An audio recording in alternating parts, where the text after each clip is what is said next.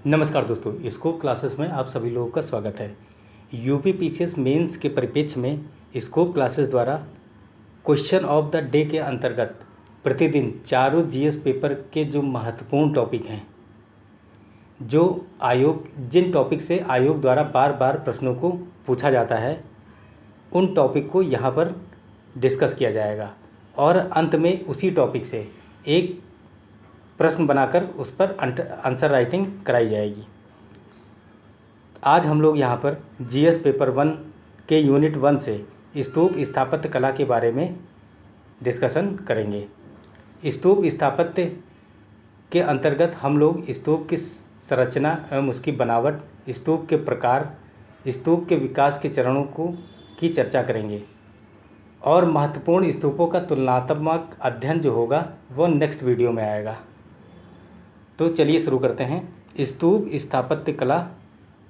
सबसे पहले देखते हैं स्तूप क्या होते हैं। स्तूप का शाब्दिक अर्थ थूप, थूहा या ढेर होता है। स्तूप समाधि के प्रतीक स्थापत्य संरचना होते हैं जो किसी मृत संत या आचार्य की स्मृति में उसके शारीरिक अवशेषों या पवित्र सामग्री के ऊपर बनाए जाते हैं। स्तूप या कह सकते हैं बौद्ध स्तूप स्थापत्य कला तथा मूर्ति कला का भाग होने के साथ साथ परंपरा, बौद्ध दर्शन तथा लोक विश्वास की सुंदर अभिव्यक्ति होते हैं। यह स्तूप विविध पक्षों से जुड़े होते हैं। इसे धरातल पर बुद्ध के मृत्यु का प्रतीक न मानकर पूर्ण आनंद तथा ज्योति का प्रतीक माना जाता है। ठीक है, इसकी संरचना हम लोग देखते हैं। स्तूपों का जो मूल भाग होता है, यह मूल भाग जो है किसी पवित्र सामग्री या संत या आचार्य की शारीरिक अवशेषों पर बनाया जाता है, जिसे हम लोग अंड बोलते हैं। अंड जो होता है अर्धगोलाकार या उल्टे कटोरे जैसी इसकी संरचना होती है।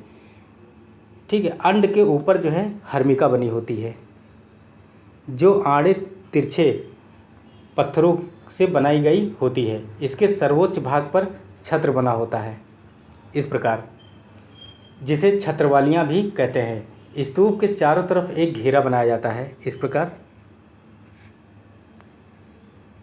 जिसे हम लोग वेदिका या रेलिंग कहते हैं। इसी वेदिका या रेलिंग के अंतर्गत प्रदक्षिणा पथ होता है। ठीक है, यह वेदिका और रेलिंग पत्थरों के विभिन्न स्तरों एवं पट्टिकाओं का बना होता है। स्तूप के चारों तरफ 4 प्रवेश द्वार बने होते हैं, जिन्हें हम लोग क्या बोलते हैं, तोरण द्वार।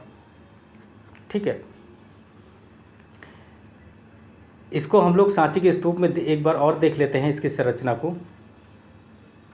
ये हो गया आपका अंड, ये हो गई आपकी हर्मिका, ये हो गई छत्रवालियाँ, ये भाग आपका हो गया वेदिका या रेलिंग, ये वाला, और ये भाग आपका तोरण द्वार,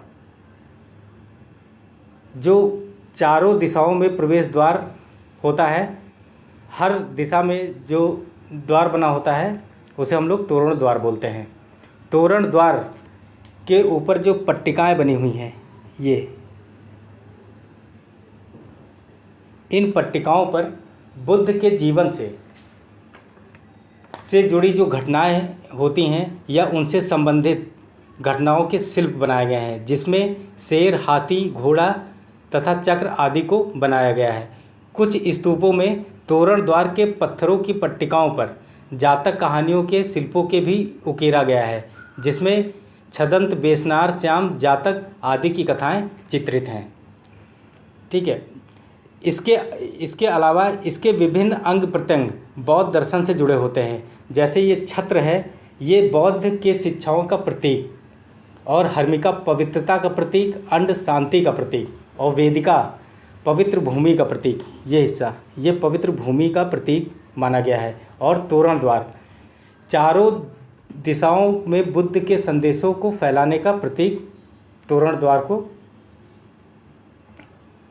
माना गया है। आगे बढ़ते हैं हम लोग, स्तूप के प्रकार देख लेते हैं। स्तूप के 4 प्रकार हैं: शारीरिक स्तूप, पारभौगिक स्तूप, उद्देशिक स्तूप और पूजार्थक स्तूप। शारीरिक स्तूप बुद्ध या संतों के शारीरिक अवशेषों पर जो स्तूप बने होते हैं उसे हम लोग शारीरिक स्तूप कहते हैं। पारिभोगिक स्तूप, संतों के द्वारा उपभोग की गई वस्तुओं पर बना स्तूप पारिभोगिक स्तूप कहलाता है। और उद्देशिक स्तूप, बौद्ध धर्म का प्रचार प्रसार करने के उद्देश्य से बना स्तूप। पूजार्थक स्तूप, बौद्ध या बुद्ध की पूजा करने के उद्देश्य से जो स्तूप बनाए गए हैं उन्हें हम लोग पूजार्थक स्तूप कहते हैं। आगे बढ़ते हैं, हम लोग स्तूपों का विकास देख लेते हैं। स्तूपों की प्रथम चर्चा ऋग्वेद में मिलती है। ऋग्वेद में सूर्य की उठती हुई रश्मियों, अग्नि की ज्वाला और फैले हुए वृक्षों आदि को स्तूप कहा गया है। ठीक है, बुद्ध के पूर्व चक्रवर्ती राजाओं और संतों के लिए स्तूप का निर्माण कराया जाता था, लेकिन स्तूप का वास्तविक विकास जो हुआ है वो बौद्ध परंपरा में बुद्ध की मृत्यु के बाद हुआ है, जिसे हम लोग 4 चरणों में आगे देखेंगे। पहले चरण मौर्य पूर्व काल। बुद्ध की मृत्यु के तुरंत बाद उनके अवशेषों पर 8 स्थानों पर स्तूप बनाए गए थे। कितने स्थानों पर बनाए गए थे? 8 स्थानों पर। यह पीटी का भी प्रश्न है। थे जो ये स्तूप साधारण प्रकार के थे। वर्तमान में ये प्रायः नष्ट हो चुके हैं। द्वितीय चरण में मौर्यकाल। बौद्ध परंपरा के अनुसार अशोक द्वारा 84,000 स्तूपों का निर्माण कराया गया। इनमें सांची, भरहुत, चौखंडी, धर्मराज का जैसे स्तूप अत्यंत महत्वपूर्ण हैं। अशोक ने नवीन स्तूपों के निर्माण के साथ साथ पुराने स्तूपों जैसे कनक मुनि का स्तूप, निगाली सागर का जीर्णोद्धार भी कराया था। तृतीय चरण में देखते हैं मौर्योत्तर काल। स्तूपों के निर्माण की दृष्टि से मौर्योत्तर काल काफ़ी भव्य काल था। इस काल के पूर्व तथा बाद में स्तूपों का वैसा निर्माण नहीं हुआ जैसा कि इस काल में हुआ था। इस काल में संगुओं के संरक्षण में सांची तथा भरहुत के स्तूप के मूल या कह सकते हैं अंड को दोगुने से अधिक बड़ा बना दिया गया था। इस काल में कुषाणों द्वारा पेशावर, मोहनजोदड़ो, तक्षशिला में कई स्तूप निर्माण करवाए गए थे।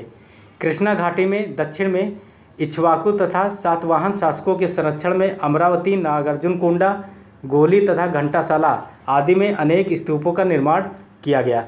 इस काल के स्तूपों में स्थापत्य कला, शिल्प कला का अत्यंत मनोरम चित्रांकन मिलता है। स्तूपों के साथ साथ बुद्ध की घटनाओं से जुड़े विषयों जैसे जातक कथाओं, आम जनजीवन से संबंधित विषय आदि के अनेक शिल्प वेदिकाओं तथा प्रवेश द्वारों पर बने हुए हैं। चौथा चरण आपका अंतिम चरण है गुप्त काल। गुप्त काल स्तूप निर्माण का अंतिम चरण था। इस काल के प्रमुख स्तूप सारनाथ का धामेक स्तूप तथा मीरपुर खास जो सिंध या पाकिस्तान में स्थित है। इस काल में जो है स्तूप का निर्माण का अवसान हो गया था लगभग। अब आगे बढ़ते हैं, आज का क्वेश्चन देखते हैं टॉपिक का। स्तूप स्थापत्य से आप क्या समझते हैं? इसके प्रकार तथा प्रमुख लक्षणों का वर्णन कीजिए।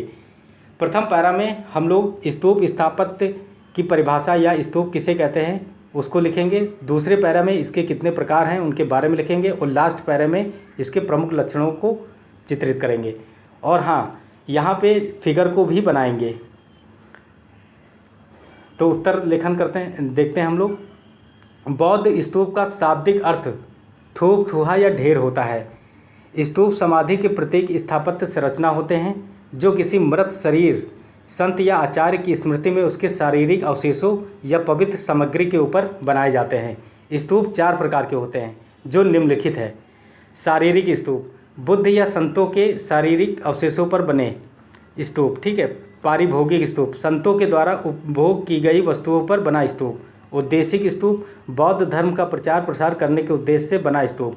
पूजार्थक स्तूप, पूजा के उद्देश्य से बनाया गया स्तूप या बौद्ध की पूजा के उद्देश्य से बनाए गए स्तूप को पूजार्थक स्तूप कहते हैं।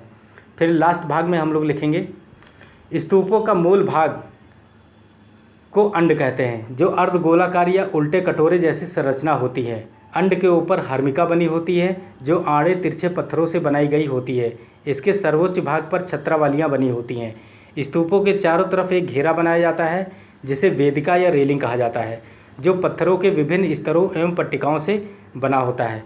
स्तूपों के चारों तरफ 4 प्रवेश द्वार बने होते हैं जिन्हें तोरण द्वार कहा जाता है। ये प्रवेश द्वार 4 दिशाओं के प्रतीक माने जाते हैं। यहाँ पे आपका उत्तर समाप्त होगा और इसके जस्ट नीचे या मध्य भाग में जो है स्तूप का और उसके विभिन्न भागों के यहाँ पे चित्र को बनाएंगे।